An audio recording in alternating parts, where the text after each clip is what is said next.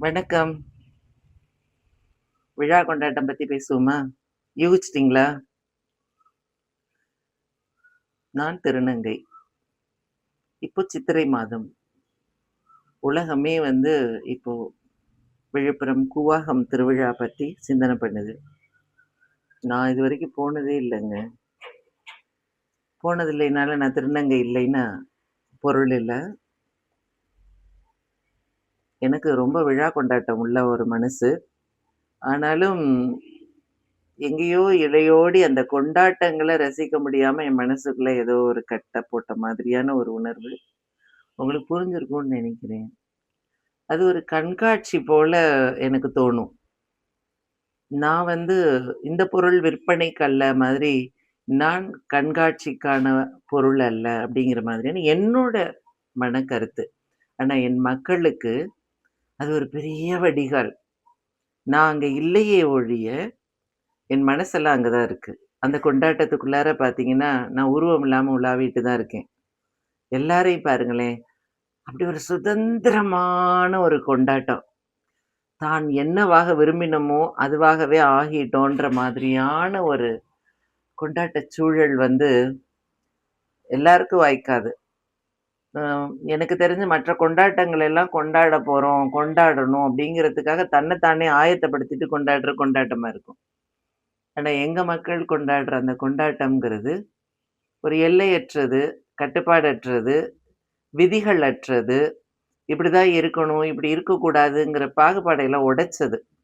திருநங்கைகள் மாத்திரமல்ல.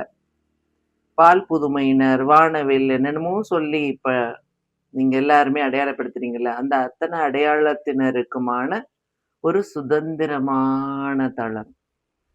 அதுல எப்படி வேணாலும் இருக்கலாம். ஏன்னா எங்கள பார்க்க போறது நாங்களே தான். எங்கள ரசிக்க போறது நாங்களே தான். ஒரு திருநங்கைக்கு மற்ற திருநங்கை ஒரு பெரிய நிலை கண்ணாடி மாதிரி. என்னோட அழகையும், என்னோட குதூகலத்தையும், என்னோட விழா கொண்டாட்டத்தை நான் இன்னொரு திருநங்கையோட கண்கள்ல பார்ப்பேன். அந்த திருநங்கை அவளோட கண்கள்ல என்னோட வனப்ப, என்னோட அழக, என்னோட மகிழ்ச்சிய பார்ப்பாங்க. ஆனால் சுற்றி நிக்கக்கூடிய உங்க எல்லாருக்கும், எங்க கொண்டாட்டங்கள் புதிரா இருக்கும், வேடிக்கையா இருக்கும், வியப்பா இருக்கும், என்னவா இருக்குங்கிற நெறைய கேள்விகள் நீங்களா உள்ள அடுக்கிக்குவீங்க. ஆனா ஒண்ண மட்டும் மறந்துருவீங்க. இத்தனாயிரம் கூட்டம் எங்கருந்து வந்தாங்க? இத்தன லட்சம் மக்களும் எங்கருந்து வந்தாங்க? உங்களுக்குள்ள இருந்து தானே வந்தாங்க. உங்க சித்தப்பா பிள்ளையா இருப்பாங்க, உங்க மாமா பிள்ளையா இருப்பாங்க, உங்க அத்தை பிள்ளையா இருப்பாங்க, உங்க கூட பிறந்தவங்களா இருப்பாங்க, அல்லது உங்க உறவினரா இருப்பாங்க, உங்களுக்கு தெரிஞ்சவங்களா இருப்பாங்க. நிச்சயமா வேற்று கிரகத்திலிருந்து வரல. உங்களுக்குள்ள இருந்து தான் வந்திருப்பாங்க. உங்களுக்குள்ள இருந்து இனிமேலும் வரலாம். உங்க உறவுகள் இதுக்கு முன்னும் கூட இருந்திருக்கலாம். இது ஏதோ பூமிய பொளந்துட்டு வந்தவங்க மாதிரியான பார்வைகள் ரொம்ப கடினம். இதெல்லாம் மீறி ஒரு விழா கொண்டாட்டம் கொண்டாடுறாங்கன்னா, அது கட்டற்றது. மகிழ்ச்சிக்கு ஏது எல்ல? நாங்க என்னவாக விரும்பினோமோ, அதுவாவே ஆகியிருக்கோம். நாங்க அதுவாவே ஆனதுக்கு அப்புறமா நம்ம விரும்பின வாழ்க்கை கிடைச்சிருச்சுன்னா, அத விட ஒரு மகிழ்ச்சிக்கான வேற எதுவும் சூத்திரங்கள் இருக்கா? அதுதான் என் மக்கள் கொண்டாடக்கூடிய அந்த கொண்டாட்ட மனநிலை. எனக்கு ரொம்ப பிடிக்கும்.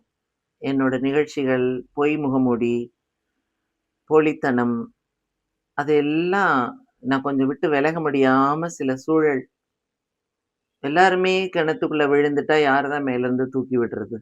அப்படியான ஒரு மனோபாவம். இப்போ உங்களுக்கு புரிஞ்சிருக்கும்னு நெனைக்கிறேன். ஆனா எனக்கு அந்த கொண்டாட்டத்துக்குள்ளார புதைஞ்சு போகணும். அவங்களோட நானும் கைகோர்த்து ஆடணும், சிரிக்கணும், ரசிக்கணும் அப்படின்னு என் மனசு பூரா அங்க இருக்கு. விருப்பமும் அங்க இருக்கு. உடம்பு மட்டும் தான் இங்க இருக்கு. உணர்வுகளால இணைவோமே! இனிமே கண்காட்சி மாரி பார்க்காம, உங்களோட மனசுக்குள்ளார இருக்கக்கூடிய சில கவலைகள், சில கட்டுப்பாடுகளை எல்லாம் உடைச்சுட்டு, நான் ஆண், நான் பெண் அப்படிங்கிற வரையறைகளை எல்லாம் கொஞ்சம் உடைச்சுட்டு, நீங்களும் போய் பாருங்களேன். ஏன்னா பால்வழி கடந்தது தானே அன்பு. பால்வழி கடந்தது தானே தாய். ஒரு தாய் ஒரு பெண் குழந்தை, ஆண் குழந்தைன்னு 2 பெற்றாலும், பெண்ணுக்கு தனியா, ஆணுக்கு தனியாவா அன்ப குடுக்குறா? பெண்ணுக்கு தனியா, ஆணுக்கு தனியா தன்னோட மடி சுரக்கும் அந்த பால குடுக்குறா? அவளோட குழந்தைகள் மாதிரி தானே! அப்படியான நான் ஆண், நான் பெண்ணுங்கிற கட்டுப்பாடுகளை எல்லாம் உடைச்சிட்டு, அந்த சுதந்திர வெளியில போய் நின்னு பாருங்களேன். உண்மையான பொருள் எனக்கு தெரிந்த பொருள், நான் நினைக்கக்கூடியது பால்வெளி கடந்த நான் ஆணும் இல்ல, பெண்ணும் இல்ல. நீங்க சொல்ற எதுவுமே இல்ல. அப்பன்னா என்னது? எதுவுமே இல்லைன்னா, அது இறைநிலைத்தன்மை. அப்போ அந்த கொண்டாட்டங்கள் இறைவனோட கொண்டாட்டங்கள். இறைவன் எந்த பாலுக்குள்ளும் அடங்காதவன். இல்லையா?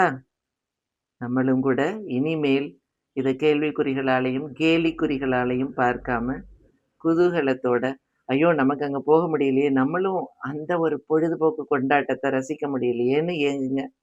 நிச்சயமா அவர்களோட உணர்வுகள் உங்க பக்கத்துல வரும். நம்ம அவர்களோட போக முடியும். நம்ம எல்லாரும் இணைந்து ஒரு ஆனந்தமயமான கொண்டாட்டத்த கொண்டாடலாம். அதோட வெளிப்பாடு தான் திருநங்கையர்களோட கொண்டாட்டம். உங்க எல்லாரோட வாழ்த்தையும், அன்பையும் எப்ப எதிர்பார்க்கிறோம்? சீக்கிரமா நம்ம எல்லாருமே சேர்ந்து அங்க போகலாம். அங்க இருந்தே அந்த கொண்டாட்ட மனசோட உங்களோட சில நல்ல விடயங்கள பகிர்வேன். நன்றி.